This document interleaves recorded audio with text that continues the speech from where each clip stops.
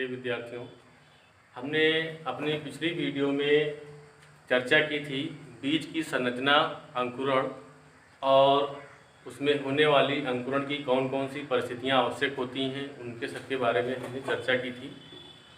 आज जो है हमारा जो दूसरा चैप्टर है, लेसन 2 है, root forms, type and modifications, आकार, प्रकार तथा रूपांतरण। आज हम पढ़ेंगे जड़ के बारे में। रूट, जड़ को हम मूल भी कहते हैं। आज हम पढ़ेंगे जड़ का आकार और जड़ कितनी प्रकार की होती हैं और उनमें रूपांतरण कैसे होता है। तो सबसे पहले हम जान लेते हैं कि जड़ क्या है, पौधे का कौन सा भाग है, इसकी संरचना कैसी होती है और इसकी उत्पत्ति कैसे होती है। तो जो जड़ होती है, जड़ की उत्पत्ति, इसकी उत्पत्ति मूलांकुर से होती है। अंकुरण के समय मूलांकुर से जड़ तंत्र बनता है, जड़ का विकास होता है। और प्रांकुर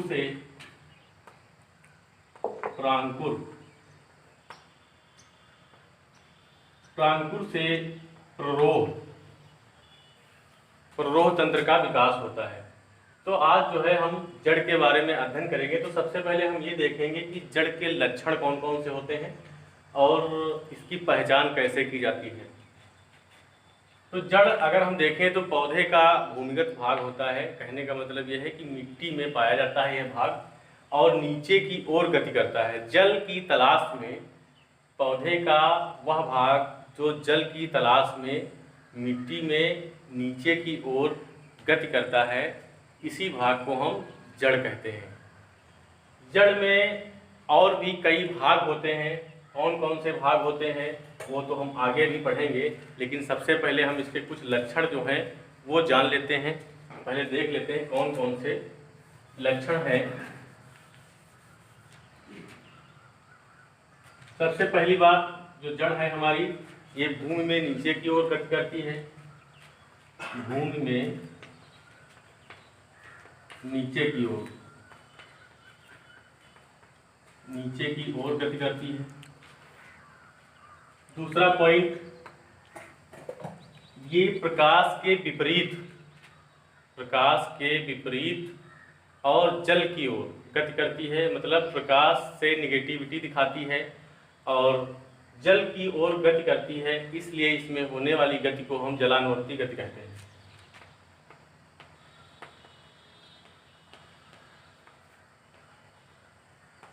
जलानुवर्ती गति कहते हैं। तीसरा पॉइंट अगर हम देखें लक्षण में, तो इसमें क्लोरोफिल नहीं होता है। मोस्टली जड़ों में क्लोरोफिल होता नहीं है, इसलिए इनका जो रंग होता है भूरे रंग का हो सकता है, मटमैले रंग का हो सकता है, सफ़ेद रंग का हो सकता है। और क्लोरोफिल की अनुपस्थिति के कारण ये फोटोसिंथेसिस भी नहीं करती। कहने का मतलब प्रकाश संश्लेषण नहीं कर सकती। तो इनमें क्लोरोफिल नहीं होता। ये सब जो है कुछ बेसिक लक्षण होते हैं जड़ों के। क्लोरोफिल नहीं होता। अगला पॉइंट, और कौन कौन से लक्षण हो सकते हैं जड़ में वो देख लेते हैं। तने की भांति इनमें पर्व तथा पर्व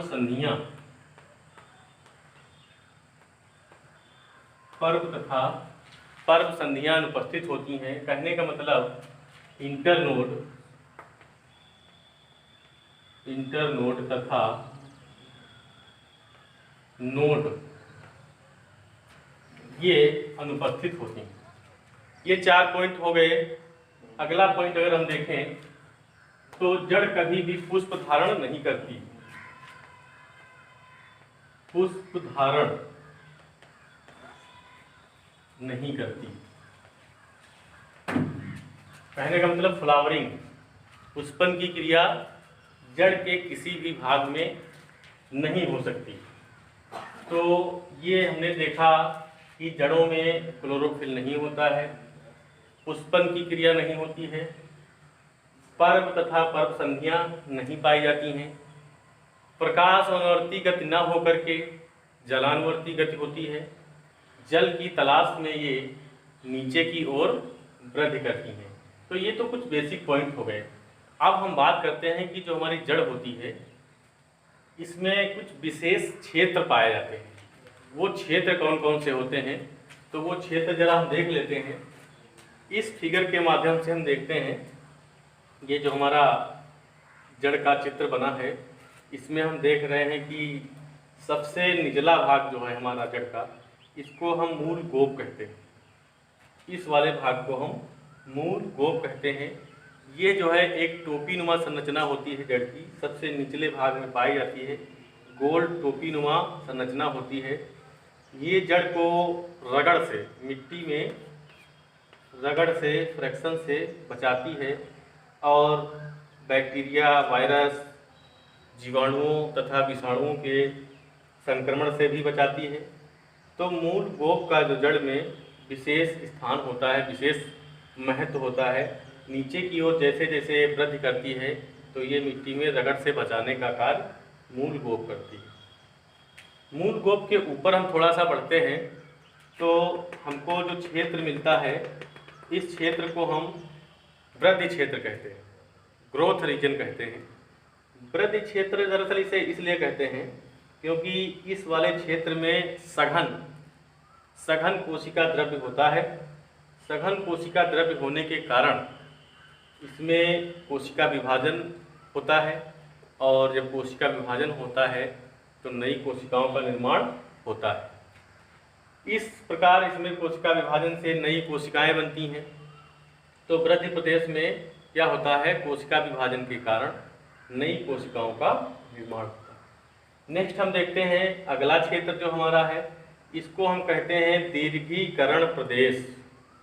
दीर्घीकरण प्रदेश, क्योंकि नाम से ही स्पष्ट है दीर्घीकरण।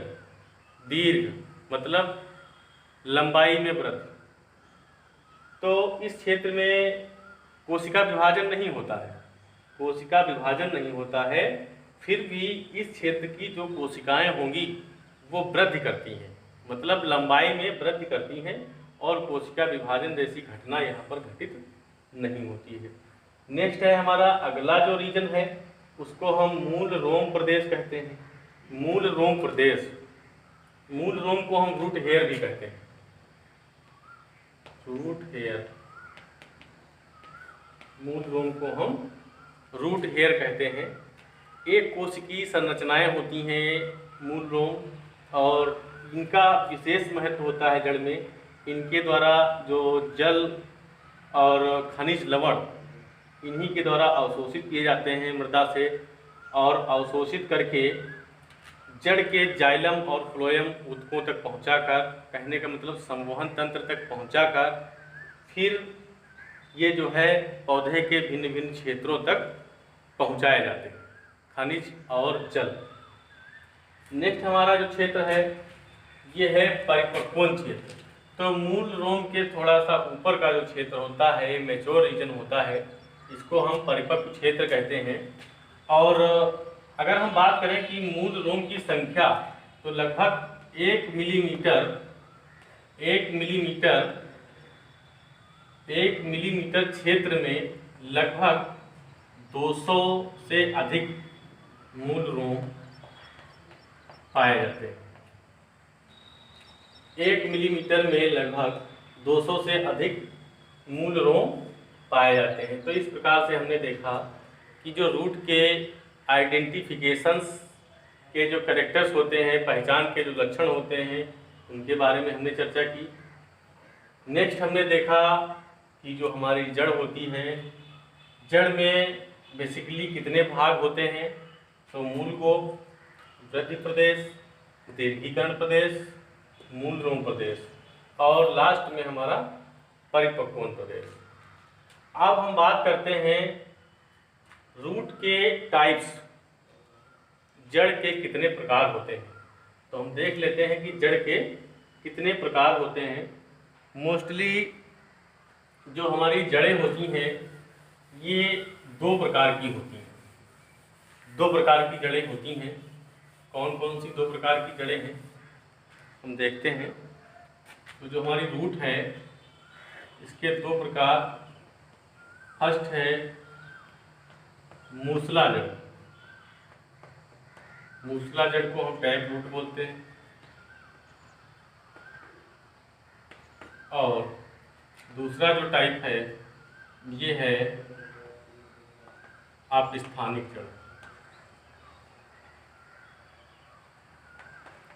आपस्थानिक जड़, इसको हम कहते हैं एडवेंटिशियस रूट। अब हम फिगर के माध्यम से देखेंगे। पहला जो हमारा ये फिगर बना है ये आपस्थानिक जड़ का है, दूसरा जो है मूसला जड़ का है।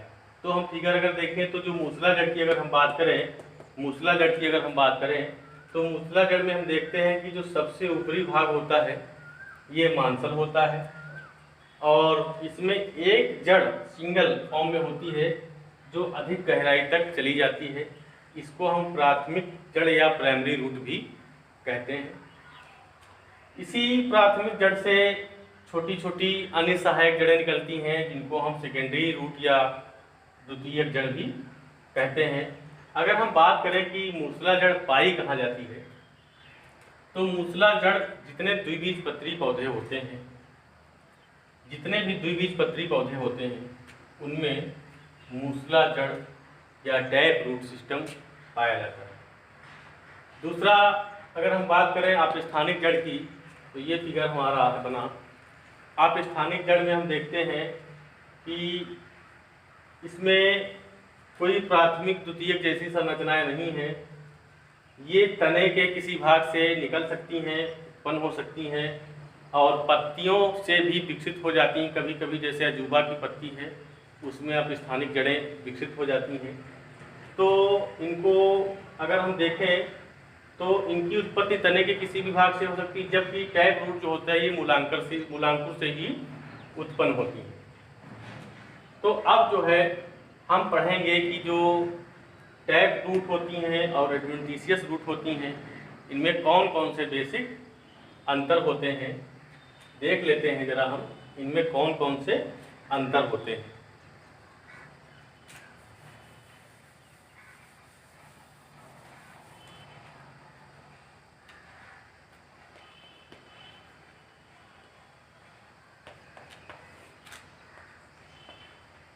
Tap root, adventitious. अगर हम बात करें मूसला जड़ की तो इनकी उत्पत्ति मूलांकुर से होती है, मूलांकुर से होती है। इनकी उत्पत्ति तने के भाग से होती है। पहला अंतर तने के भाग से होती है। दूसरा अंतर अधिक गहराई तक जाती हैं, ये